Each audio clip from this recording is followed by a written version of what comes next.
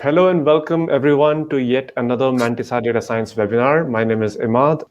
Today with us we have a very special guest and a very unique and interesting topic.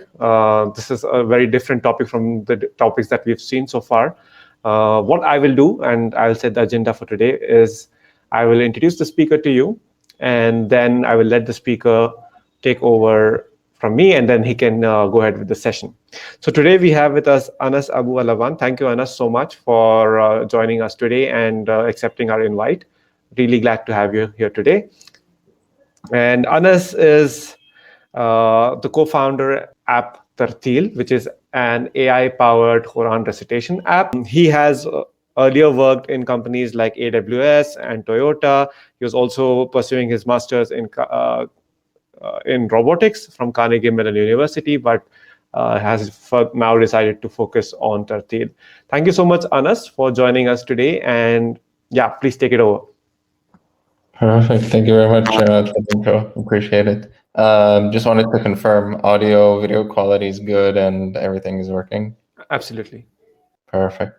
So yeah, thanks Ahmed for having me here, and thanks everyone for attending.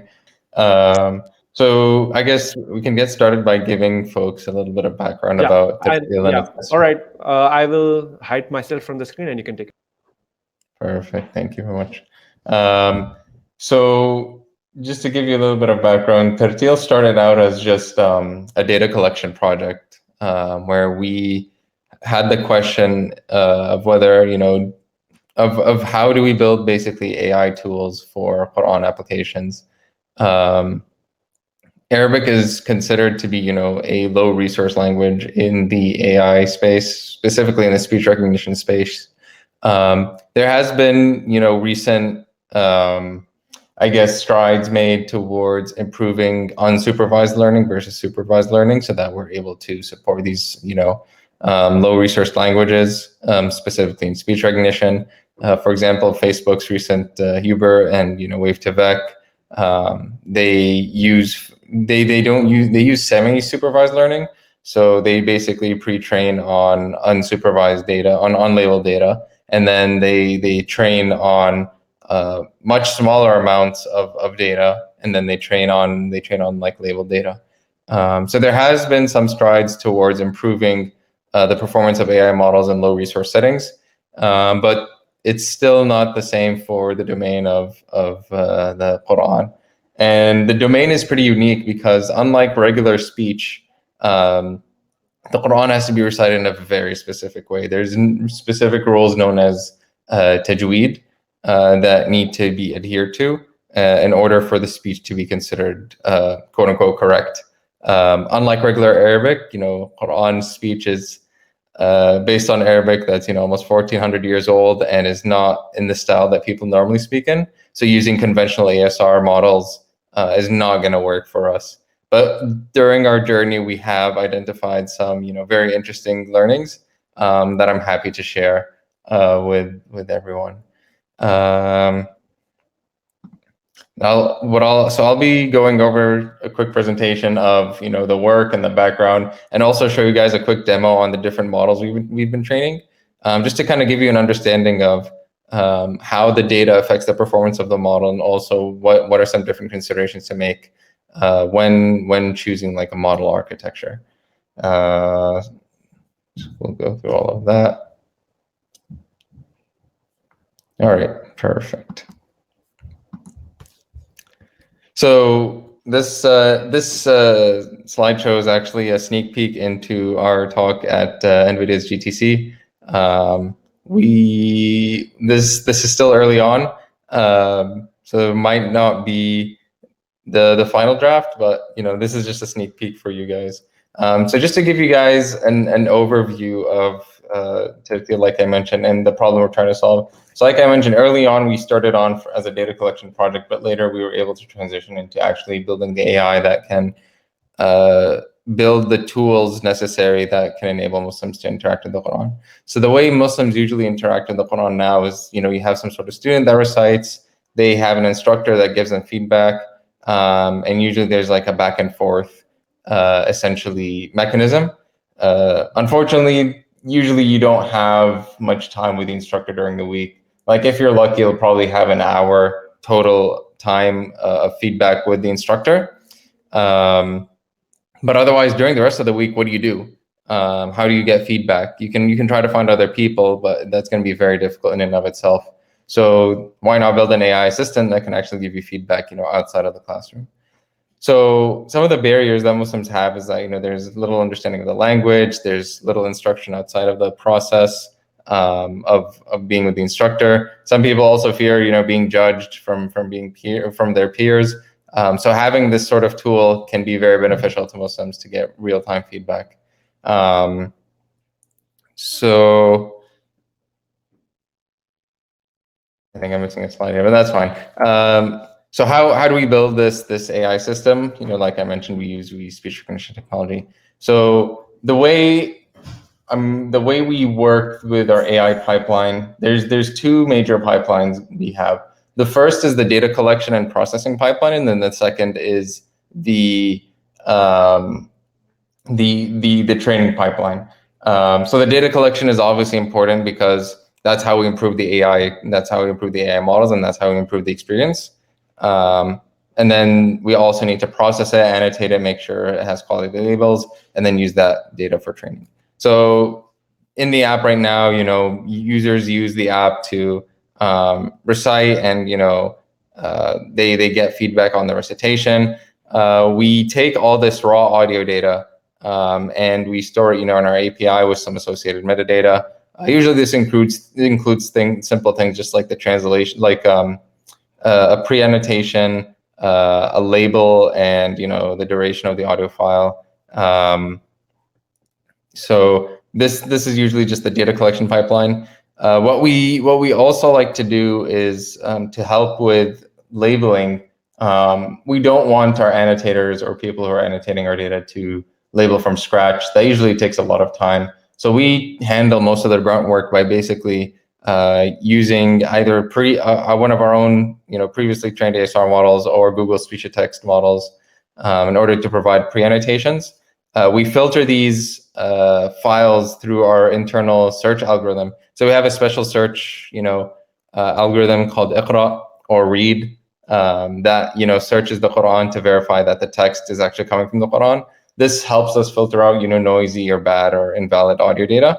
And then we use that pre-annotation to label or pre-label the audio. This speeds up our actual annotation and data labeling pipeline, which is used by human annotators to verify the data and its accuracy. So internally, we use a tool called Label Studio to label the audio. This is actually an open source project that is that you can use on your own. They do have obviously enterprise versions, but we're just hosting this internally on our own servers for our own annotators to use. We actually use this in conjunction with AWS Ground Truth. So Ground Truth enables you to build a private workforce and then host like a task. In this case, we use the Label Studio front end to actually generate the task and create our own private workforce of people to label the data. So obviously, the model performance is primarily gated by the accuracy of the labels. So it's important for us to be very explicit on how annotators are supposed to describe the text. So usually in like research or TOEIC settings, we're given like a data set that is well labeled, well defined in a specific domain. But in the real world, there's a lot of the work that comes from AI is not really from the architecture. It's all about improving the data. So for us, most of the time we've invested is actually in the data annotation and the data labeling pipeline. It's finding those people who can annotate the data, onboarding them, providing explicit instructions, demos, making sure that people have an understanding of what the task is at hand and what they're trying to label. One thing you'll notice here is that alongside of the transcription, we ask users whether the audio file is even valid or not. And then one thing that we're trying to do and explore is, trying to create specific models catered towards, gender or specific accents. Right now, we're focusing on gender. We think that, given the different recitation styles, it might be beneficial to try and identify models that are geared towards each gender. And so that way in the app, we can deliver a model geared towards each person. And then sometimes we want to verify that the task actually has Quran recitation versus, audio data. So, as you probably know, audio data from toy, like even data in general from toy data sets doesn't have much noise. But obviously in the wild, like there's there's always going to be background noise. There's always going to be a lot of issues, people talking, people saying stuff that isn't in the domain, or like talking in other languages. So we wanted to make sure that this recitation actually contains Quranic speech versus other speech. Let me see if there's any questions here so far. Let's see the Q&A. Imad, the Q&A is where I can see the questions, right? Yeah, either there or on the chat if someone has sent something, but I don't see anything yet. Okay, perfect. Sounds good. So basically, what I just gave you all guys all now is a high-level overview of our data collection and annotation pipeline. So once we've collected and annotated the data, what's next? That's obviously training the models. So right now, the models we're using, we played around with a few different architectures, namely deep speech and wave to vec. Eventually, we settled on using two models, or exploring two models that came from NVIDIA, known as QuartzNet and CitriNet. Before I get into these models, I'll explain why we didn't use other models such as Deep Speech 2 or Wave to Vec. So Deep Speech 2 is based on an LSTM architecture, so long short-term memory. This type of architecture is a bit notorious for being very slow to train compared to other architectures. Obviously not as slow as probably transformers, but with LSTMs, it takes really a long time to train, and is usually dependent on future and past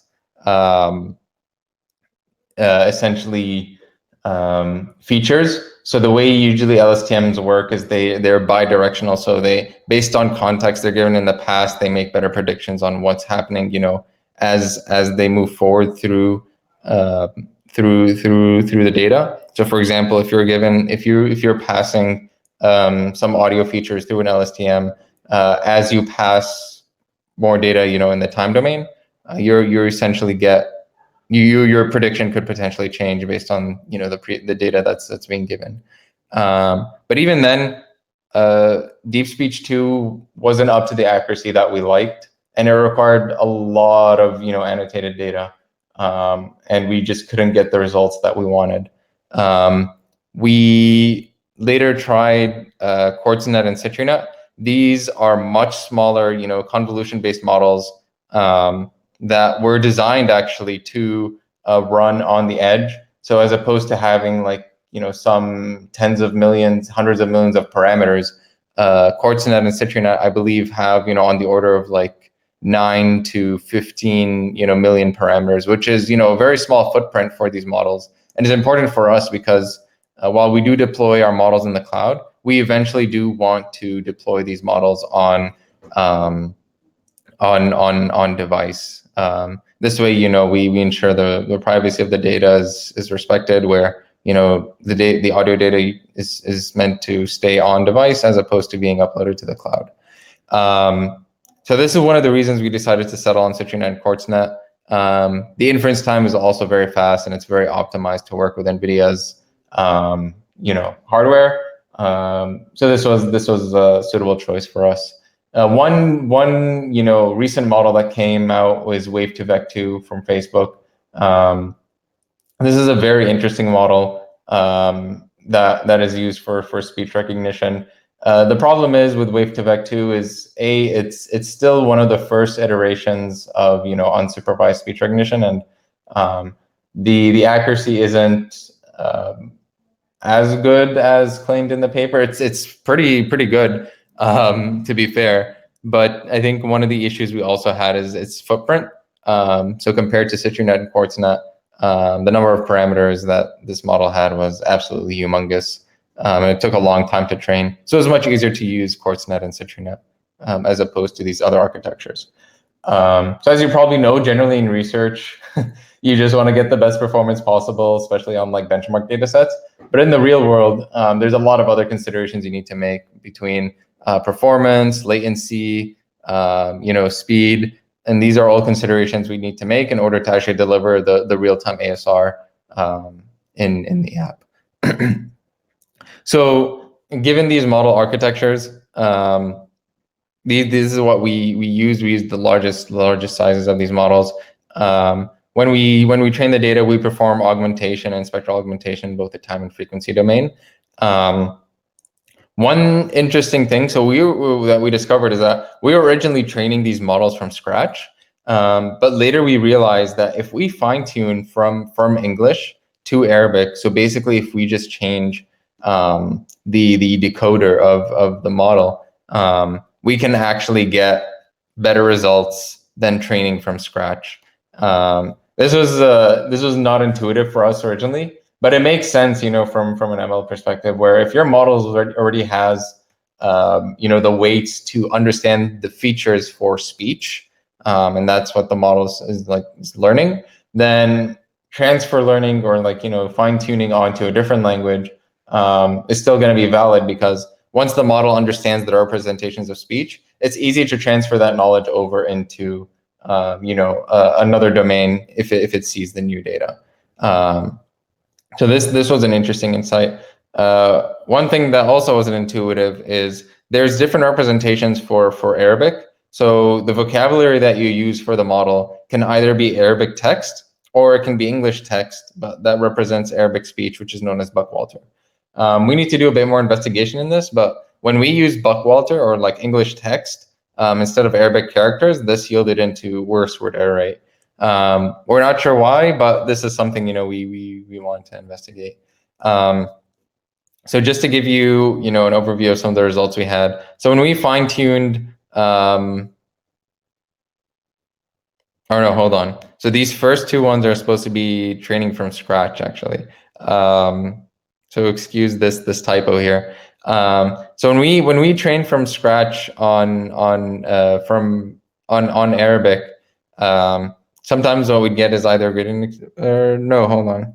Sorry, let me just check the notes here. I think there is a typo. Yeah. So when we were fine tuning, okay, I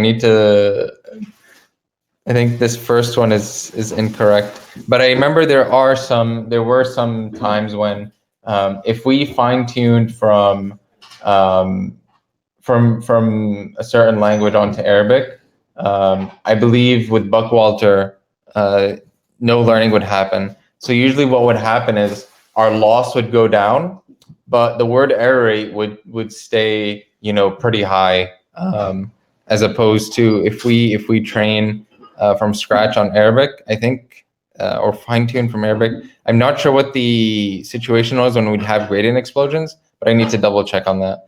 But what we found is that when we trained from scratch on Arabic, the word error rate we got was around 9.87%. This is the validation word error rate. When we fine tune from English onto Arabic, the word error rate drops to 7.86%. So this is the result with QuartzNet. Generally, what people do is they use QuartzNet with a language model. So hold on one second.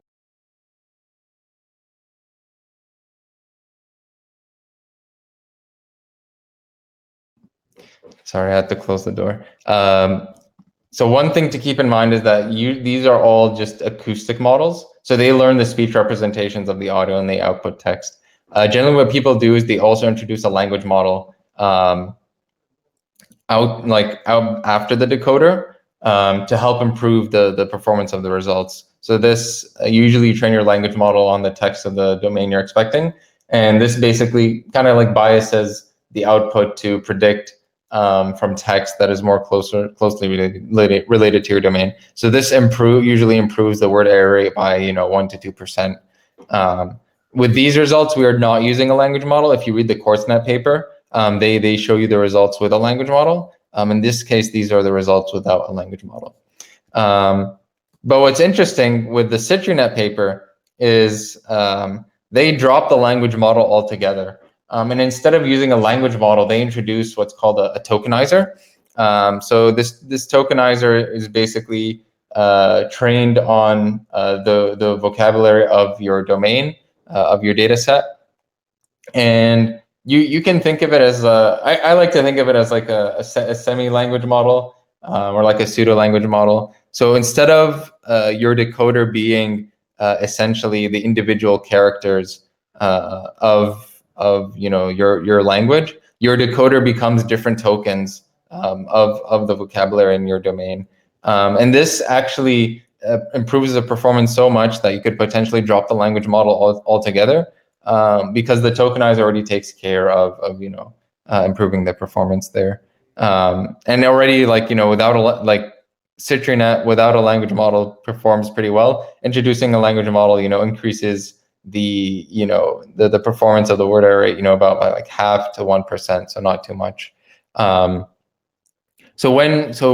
with CitriNet, given their previous learning that when training from scratch and fine tuning from English, perform better.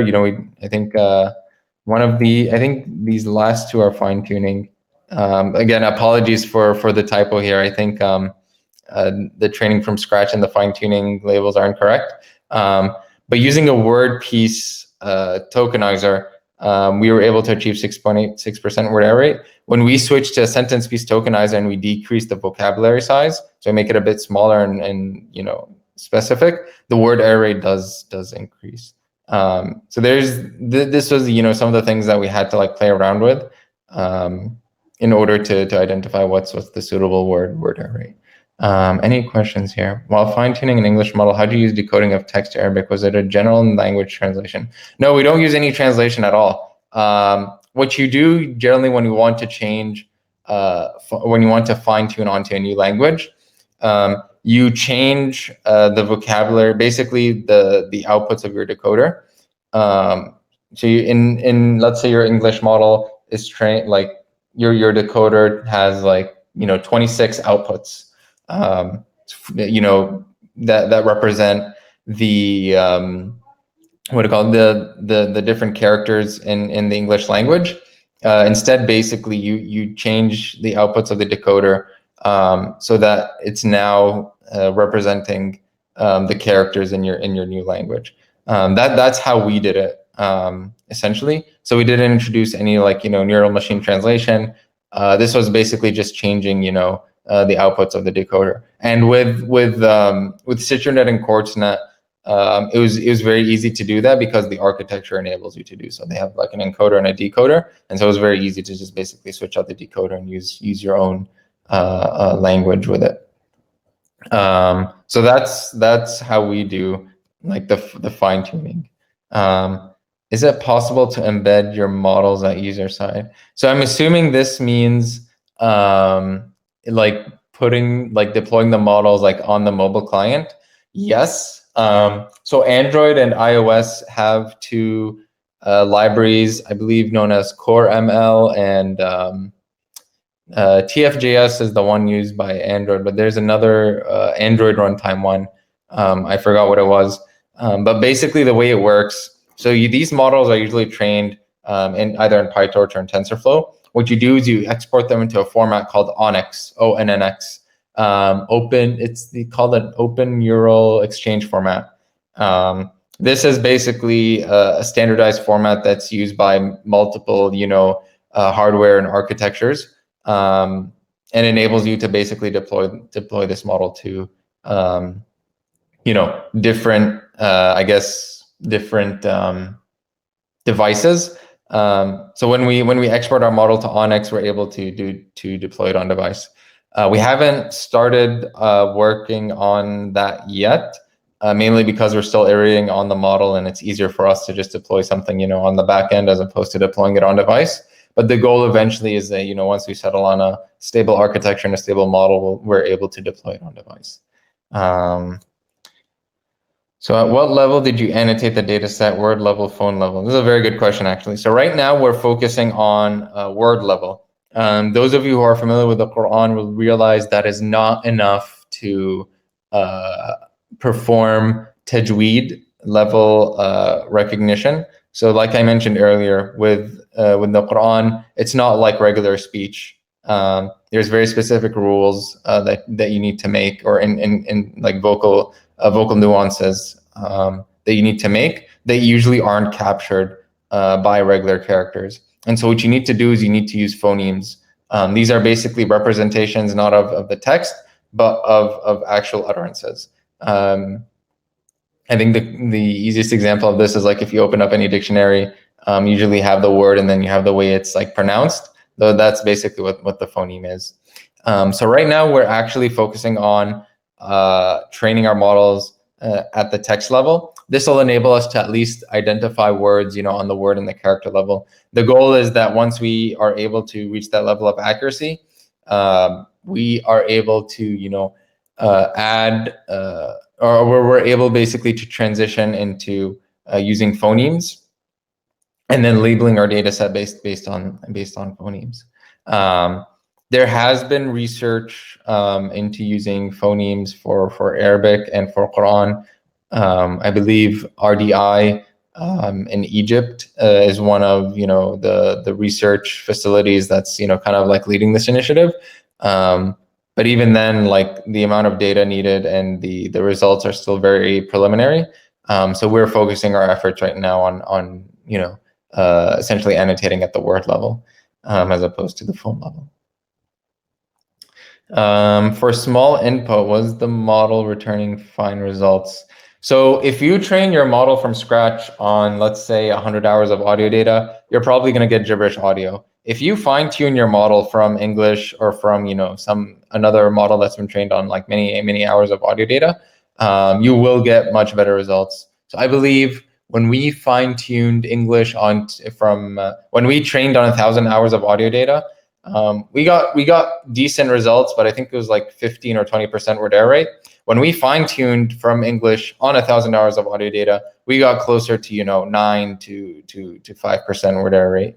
So fine tuning definitely helps, and in fact, this has generally become the standard when these big tech companies publish a model. Is that when people want to try it out on their own domain, they fine-tune the results. I don't know if any of you were part of the Wave to Vec challenge, but when Facebook released Wave to Vec 2, they collaborated with Hugging Face to kind of like have like a challenge, like, hey, let's see who can fine-tune, Wave to Vec 2 on different, different languages and see who gets the best performance. So I think one person trained Wave to Vec 2 on 30 hours of our Arabic data, and it was on the multilingual model, and he got some pretty good results. So just 30 hours, he got, I think it was like 15% word error rate or something like that. So it is possible to get better results when fine tuning. Let me see if there's any. Okay, I'll go through one more question before I continue the slides. So what metrics or evaluations you use to see how accurate the result was? So primarily we use word error rate. That's like our main metric that we use to adjust the performance. But before we deploy or ship anything, we do just have some internal. We do have our own like testing tool. So we do want to make sure that the model doesn't just perform well like on our test set in terms of word error rate, but also given the data, does it perform well on noisy data? Does it perform well on professional reciters? Does it perform well on data with non-Arabic speech? So there's a few metrics that we use internally, and I want to show a demo after this of some of our models. So we use this tool called Gradio. It's built by a good friend of ours. And I suggest you guys try it out when when testing your models. But that's what we use to basically try out and see the models. So yeah. How do you try working live translation models, and currently are you chunking the audio and feeding to the models? How much does the word error retain? Okay, perfect. Good questions. I'll get to those in just after these two slides, because I just want to show also, what we did outside of speech recognition.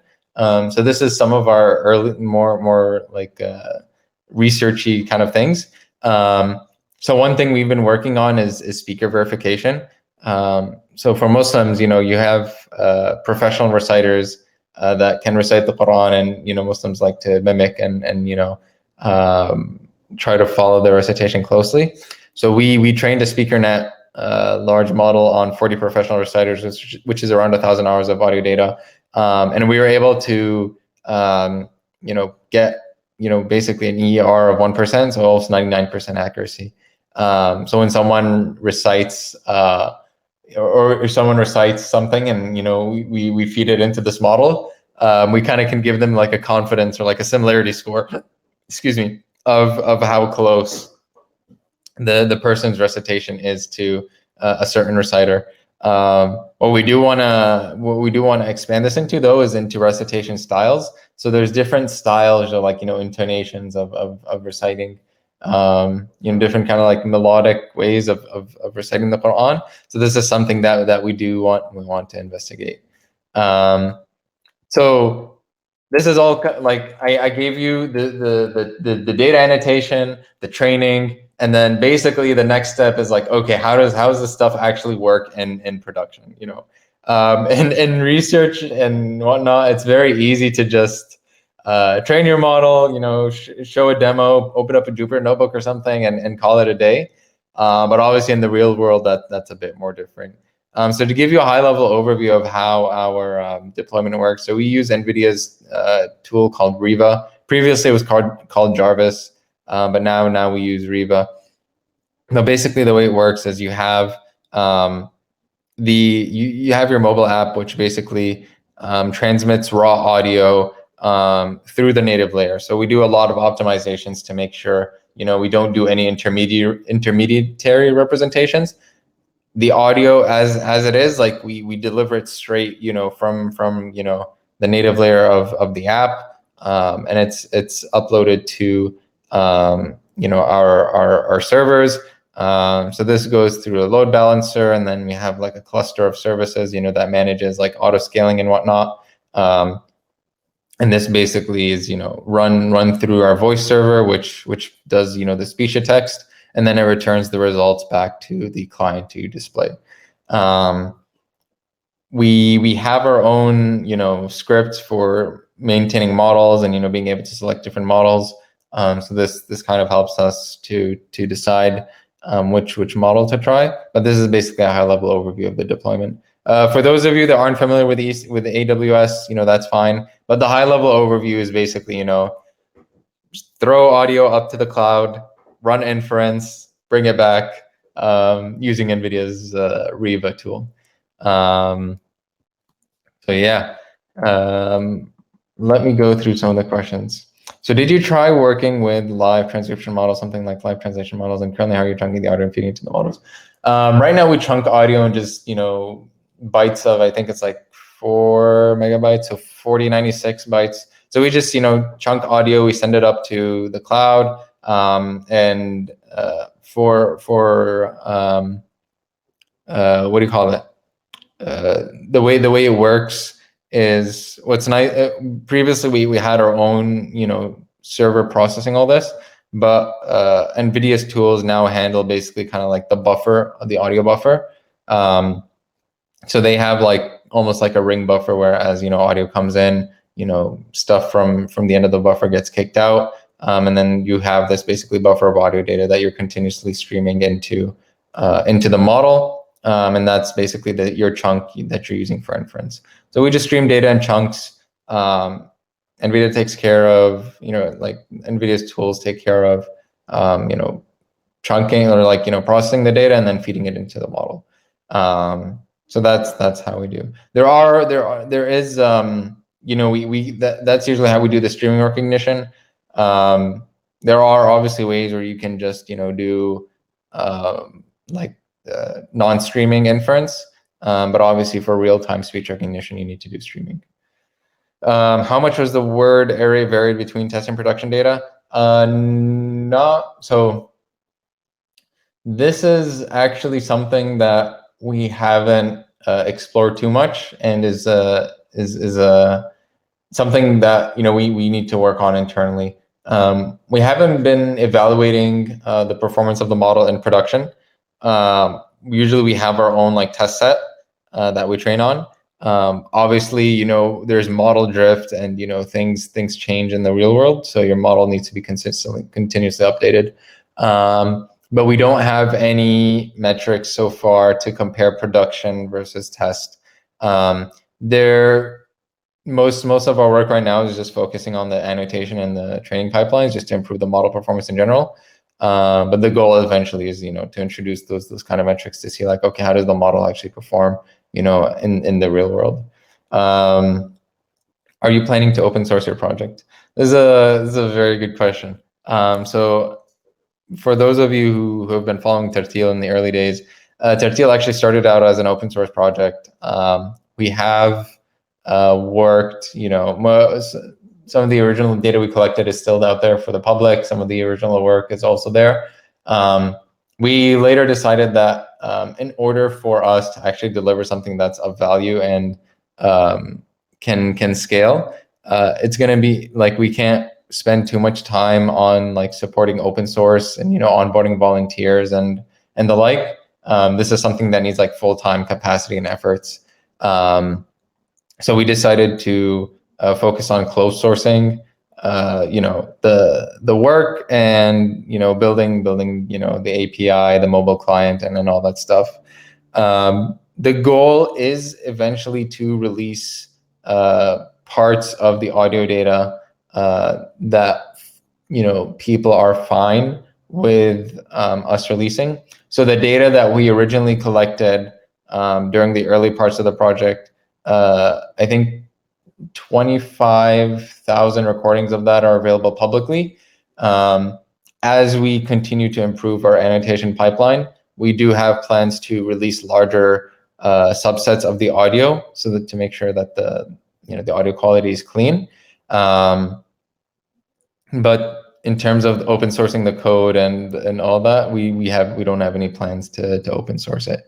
But we do have plans to basically release different subsets of the data, pending, of course, verifying, making sure that we follow user privacy policies and whatnot. If the audio is getting uploaded to S3, why is an edge model required? Wouldn't it be better to run inference on cloud if we anyway have data on the cloud with us? I'm not sure I understand this question. So there's a model that's performing inference for the client, but any audio data we collect, we also want to use it to we want to put it through that annotation pipeline. So we verify the annotations, and then we train the model. So this is kind of like the data pipeline effect, where as you run inference, you get results, and then you take your data and you use that to improve the results of your model. And I think that kind of goes back to your question on how much the word array between test and production data is. Right now we're focused on basically collecting the audio, annotating it, and then feeding it back into the model for improving the results.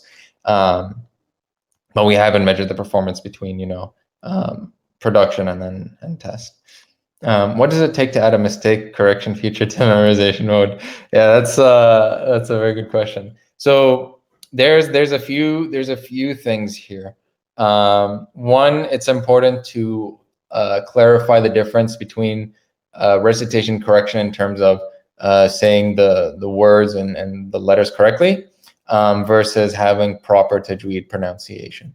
That one is going to require a model trained on phoneme level on basically phoneme labels as opposed to text.